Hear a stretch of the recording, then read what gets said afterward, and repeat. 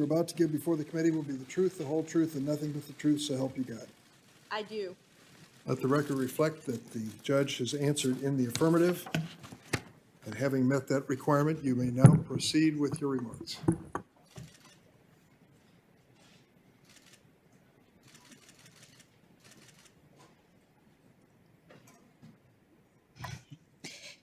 Chairman Durbin, Ranking Member Grassley, and distinguished members of the Judiciary Committee, thank you for convening this hearing and for considering my nomination as Associate Justice of the Supreme Court of the United States.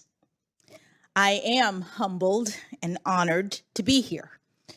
And I am also truly grateful for the generous introductions that my former judicial colleague, Judge Tom Griffith, and my close friend, Professor Lisa Fairfax, have so graciously provided. I'm also very thankful for the confidence that President Biden has placed in me and for the kindness that he and the First Lady and the Vice President and the Second Gentleman have extended to me and my family. Today will be the fourth time that I've had the honor of appearing before this committee to be considered for confirmation. Over the past 3 weeks, I have also had the honor of meeting each member of this committee separately, and I've met with 45 senators in total. Your careful attention to my nomination demonstrates your dedication to the crucial role that the Senate plays in this constitutional process, and I thank you. And while I'm on the subject of gratitude, I must also pause to reaffirm my thanks to God, for it is faith that sustains me at this moment. Even prior to today, I can honestly say that my life has been blessed beyond measure. The first of my many blessings is the fact that I was born in this great nation a little over 50 years ago in September of 1970. Congress had enacted 2 Civil Rights Acts in the decade before, and like so many who had experienced lawful racial segregation firsthand, my parents, Johnny and Ellery Brown, left their hometown of Miami, Florida, and moved to Washington, D.C. to experience new freedom. When I was born here in Washington, my parents were public school teachers, and to express both pride in their heritage and hope for the future, they gave me an African name, Ketanji Onyeka, which they were told means lovely one. My parents taught me that unlike the many barriers that they had had to face growing up, my path was clearer, so that if I worked hard and I believed in myself in America, I could do anything or be anything I wanted to be. Like so many families in this country, they worked long hours and sacrificed to provide their children every opportunity to reach their God-given potential. My parents have been married for almost 54 years, and they're here with me today. I cannot possibly thank them enough for everything they've done for me. I love you, Mom and Dad. My father, in particular, bears responsibility for my interest in the law. When I was 4, we moved back to Miami so that he could be a full-time law student, and we lived on the campus of the University of Miami Law School. During those years, my mother pulled double duty, working as the sole breadwinner of our family while also guiding and inspiring 4-year-old me. My very earliest memories are of watching my father study. He had his stack of law books on the kitchen table while I sat across from him with my stack of coloring books.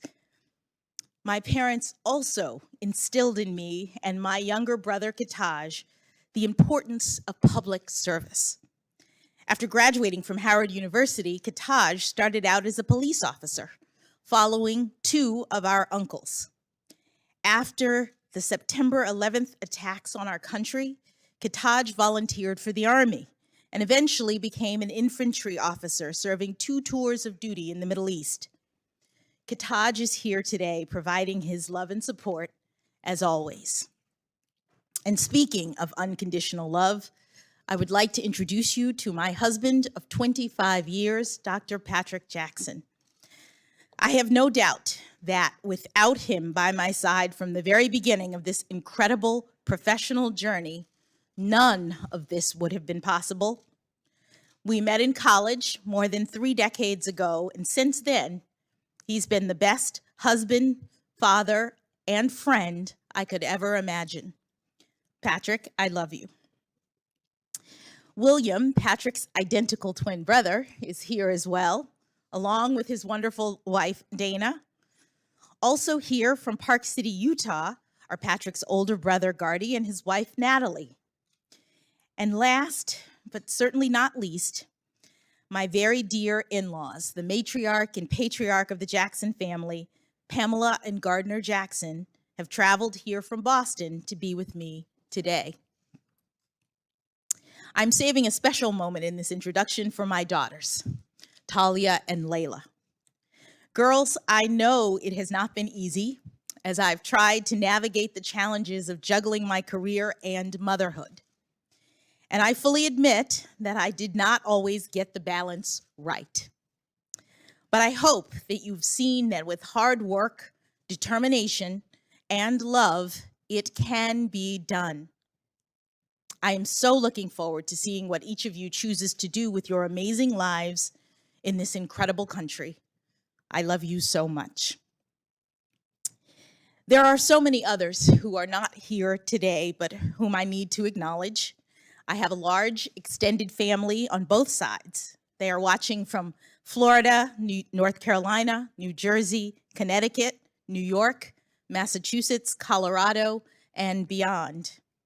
I also have incredible friends. 3 of my college roommates came here today to support me, and I have so many other boosters from Miami Palmetto Senior High School, Harvard undergrad, Harvard Law School, and all throughout my personal and professional life.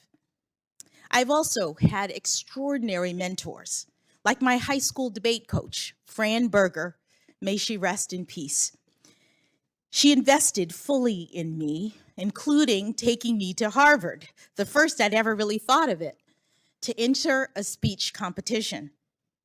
Mrs. Berger believed in me, and in turn, I believed in myself. In the category of great mentors, it was also my great good fortune to have had the chance to clerk for 3 brilliant jurists, US District Judge Patty Saris, US Court of Appeals Judge Bruce Selya, and Supreme Court Justice Stephen Breyer. These extraordinary people were exceptional role models. Justice Breyer, in particular, not only gave me the greatest job that any young lawyer could ever hope to have, but he also exemplifies what it means to be a Supreme Court justice of the highest level of skill and integrity, civility, and grace.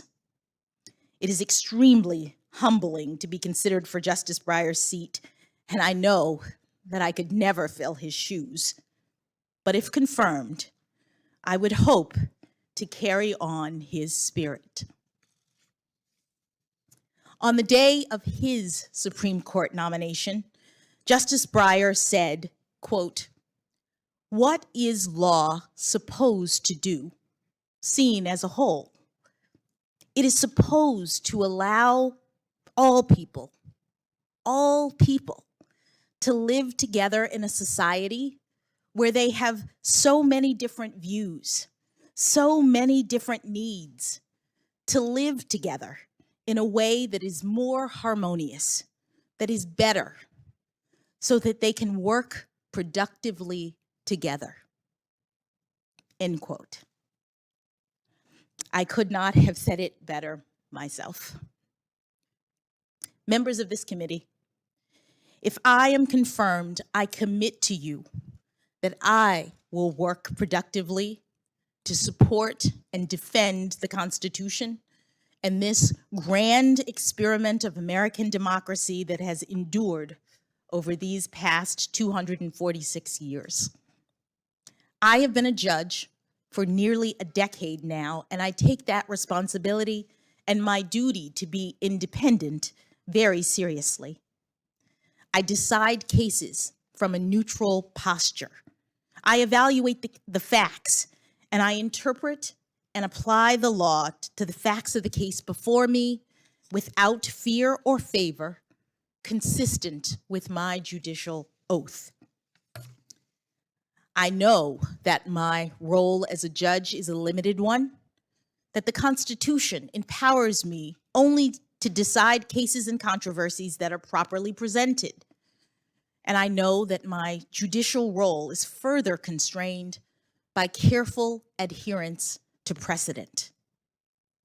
Now, in preparing for these hearings, you may have read some of my more than 570 written decisions, and you may have also noticed that my opinions tend to be on the long side.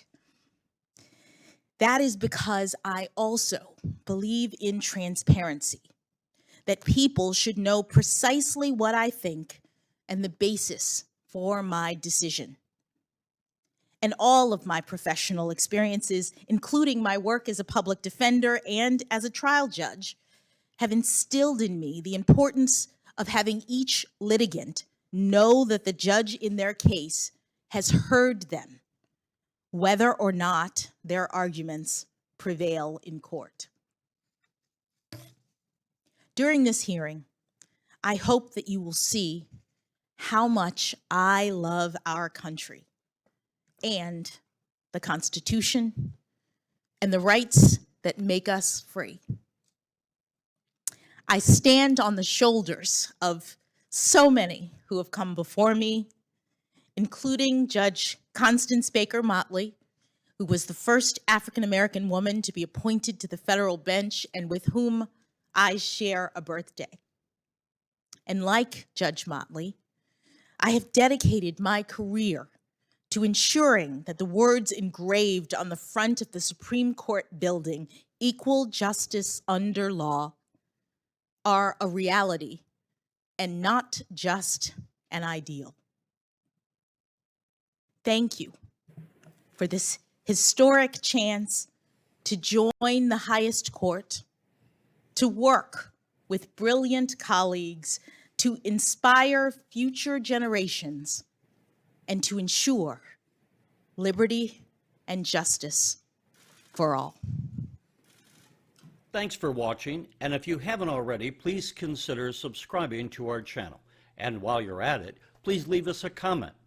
Thank you for watching.